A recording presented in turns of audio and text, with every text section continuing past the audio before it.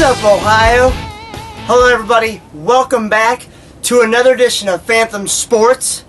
My name is Nick Brolis. I am your host.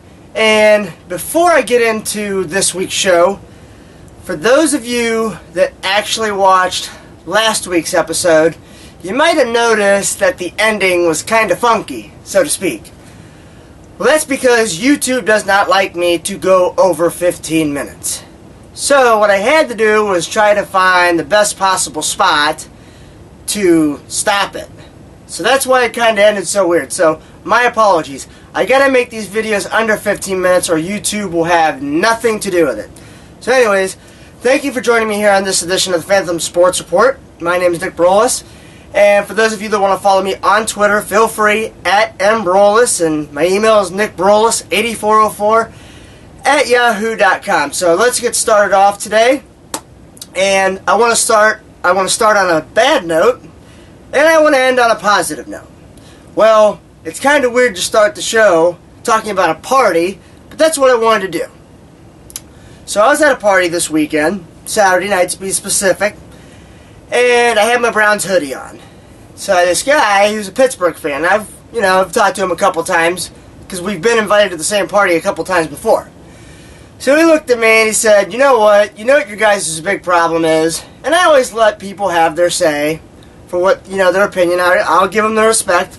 He said, you guys have such a horrible turnover ratio of head coaches and general managers and just regimes in general, which I agree. Couldn't agree with him more.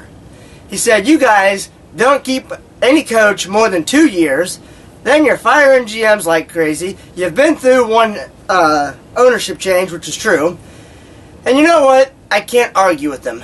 This Browns team, by far, is no, hey, let's look at this model. Look at the Browns. Look what they're doing. You can't do it. We're not even remotely close to a stable franchise in the least bit. And I can't defend the team. So, I agree with him on that part. I also agree with him on the fact that he said, and Johnny Football, he's a joke. Which, yeah, the first 7 quarters, and the only 7 quarters he's played, he looked absolutely horrible. Can't argue with him whatsoever. But I will say this, and I've told some of you off the air that I see in person that I'm not going to give up on Manziel. Did he check himself into rehab? Yeah. Does that look bad on him? Yeah. But at least he was man enough up to say, I got a bigger problem than this. I'm never going to be able to move on and become a better person in general, let alone a better quarterback, period. So I've got to go get some help. So I give credit where credit's due. If you can admit that you got a bigger problem than what you can even handle yourself, then go get help for it. Am I ready to give up on Manziel? For those of you that have read my past couple articles on fanthem.com, you should know that I'm not ready to give up on him. Why? Because he's too high of a pick to give up on. That's why. So, anyways, I just want to let you guys know about the conversation I had with a Pittsburgh fan that thinks that Manziel is just an absolute joke. He's never going to amount to anything. He's looked horrible. I give you that. But I'm not ready to give up on a guy that's such a high draft pick. Now, on with the Indians. Spring training has started, thank God. Hopefully the weather changes sometime here soon, not depending on it, of course. But I have a couple questions. Do you guys think that Corey Kluber can have even remotely close to the same year that he had last year, and the result was winning a Cy Young? Me personally, I'm going to say no, but I don't think it's going to be that far off.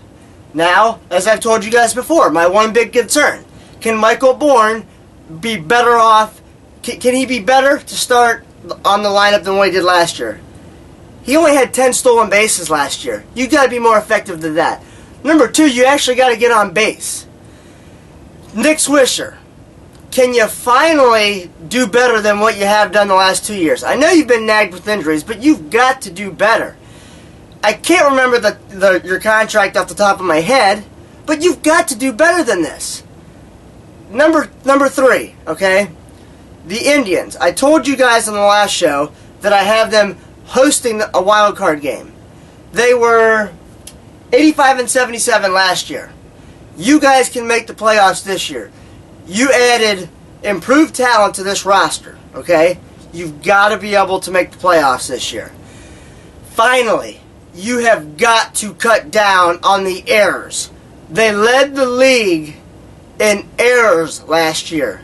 You cannot lead Major League Baseball in errors and expect to win more than, I'm going to say, 75 games again. You just can't do it. They've got to improve on that.